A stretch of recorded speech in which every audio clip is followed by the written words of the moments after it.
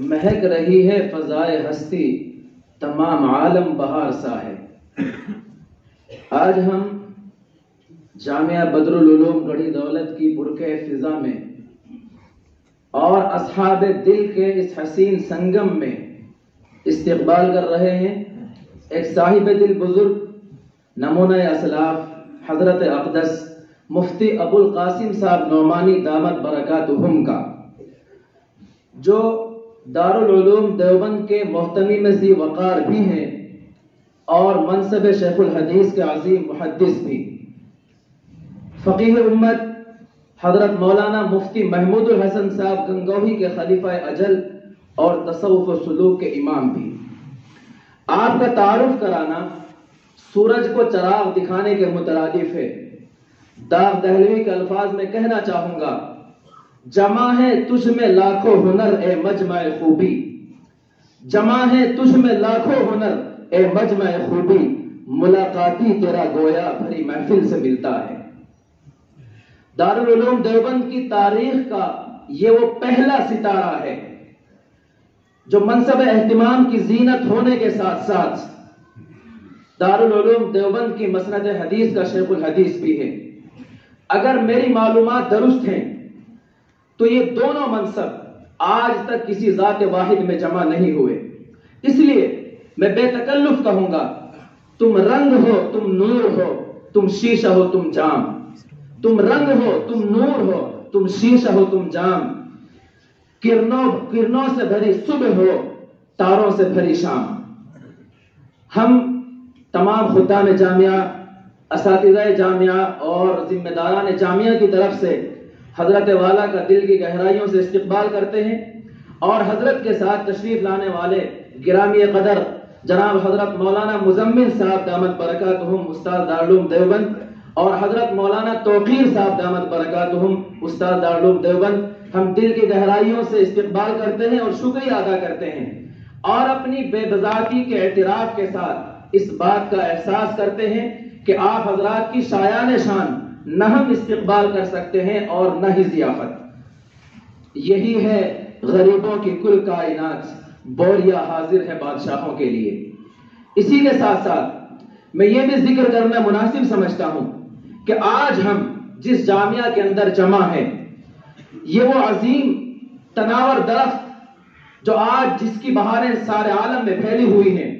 یہ قربانی ہے ایک عظیم مرد مجاہد ولی کامل جناب حضرت اقدس مولانا کامل صاحب نور اللہ مرقدہ کی۔ یوں تو اس مدرسے کا قیام 1962 میں ہو چکا تھا اور ابتدا میں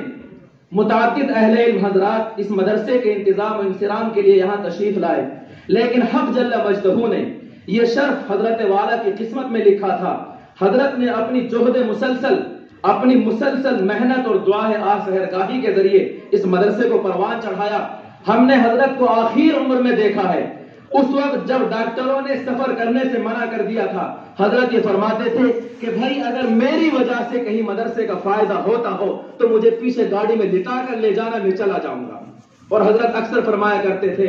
پھلے پھولے الہی چمن میری امیدوں کا، پھلے پھولے الہی چمن میری امیدوں کا، جگر کا خون دے دے کر یہ بوٹے میں نے پالے ہیں۔ حضرت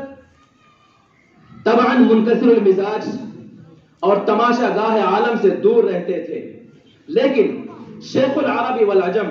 حضرت مولانا سید حسین احمد مدنی نور اللہ مرقدہ سے حاصل کردہ فیض باطنی اور مسلمانوں کی ترقی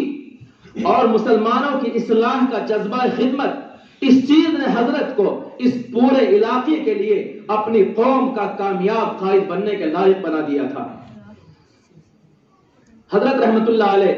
اپنی پوری زندگی ان تمام افراد اور ان تمام جماعتوں اور جمعیتوں کی تائید کرتے رہے جن سے بہبودی ملت کے لیے جبلی قیادت، جبلی لیاقت سے کچھ نہ کچھ کامیابی اور کامرانی کا امکان تھا۔ حضرت رحمت اللہ علیہ ان خوش نصیب افراد میں سے ہیں جنہوں نے اپنی مسائی حیات کو اپنی آنکھوں سے دیکھا ہے۔ رب ذو المنن نے حضرت والا کے ساتھ ایک عظیم اور بہت بڑا لطف یہ فرمایا تھا کہ حضرت والا کو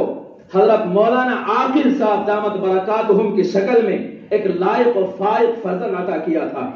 جو آپ رحمت اللہ علیہ کی زندگی میں بھی آپ کے دست راست رہے، آپ کا دایاں بازو بن کے رہے۔ سب لوگ جانتے ہیں حضرت مولانا عاقل صاحب دامت برکاتہم جب تشریف لائے حضرت والا کی زندگی میں، تو آپ کے آنے کے بعد مدرسے نے ہمہ جہت ترقی کی ہے، اور آپ رحمت اللہ علیہ کے دنیا سے رخصت ہو جانے کے بعد بھی آج جس قدر یہ چمن پھول رہا ہے اور پھل رہا ہے، اور اس جامعہ کی ہمہ جہت ترقی تعلیمی، تعمیری اور تحویلی، وہ سب حضرت رحمت اللہ علیہ کی آہ سحرگاہی اور حضرت مولانا عاقل صاحب دامت برکاتہم کی خدا داد صلاحیت اور خدا داد بصیرت و بصارت اور آپ کی انتھکن محنت کا نتیجہ ہے۔ اللہ کا شکر ہے آج پورے علاقے میں کوئی گاؤں، کوئی قریہ ایسا نہیں ہے جہاں جامعہ کے فیض یافتہ قرہ، علماء اور مفتیان کرام خدمت دین متین میں مشغول نہ ہوں۔ اللہ کا شکر ہے، ہم دعا کرتے ہیں کہ اللہ تعالیٰ اس مدرسے کو مزید ترقیات سے نوازے، اور آج جیسا حسین لمحہ حضرت دعوت برکاتہم شیخ الحدیث و محتمم دارالعلوم دیوبند ہمارے درمیان میں ہیں، ایسے لمحات اللہ تعالیٰ ہمیں بار بار نصیب فرمائے۔ اور آخر میں آپ حضرات سے گزارش کروں گا کہ ہمارا جو یہ پروگرام ہے، آپ سب جانتے ہیں ذکر اللہ کی مجلس ہے،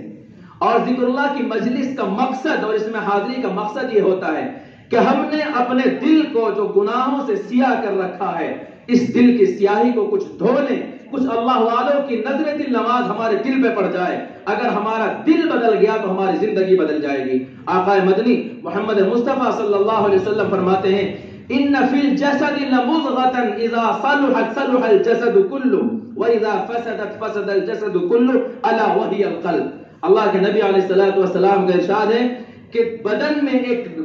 ٹکڑا ہے، گوشت کا لوتھڑا ہے، اور اس کی کیفیت یہ ہے کہ اگر وہ ٹھیک ہو جائے تو سارا بدن ٹھیک ہو جاتا ہے، اور وہ خراب ہو جائے، دل خراب ہو جائے تو سارا بدن خراب ہو جاتا ہے۔ اس لیے میں آپ حضرات سے گزارش کروں گا، اب میں زیادہ دیر حائل ہونا نہیں چاہتا، آپ حضرات سے گزارش ہے کہ دل کے دروازوں کو کھول لیجئے،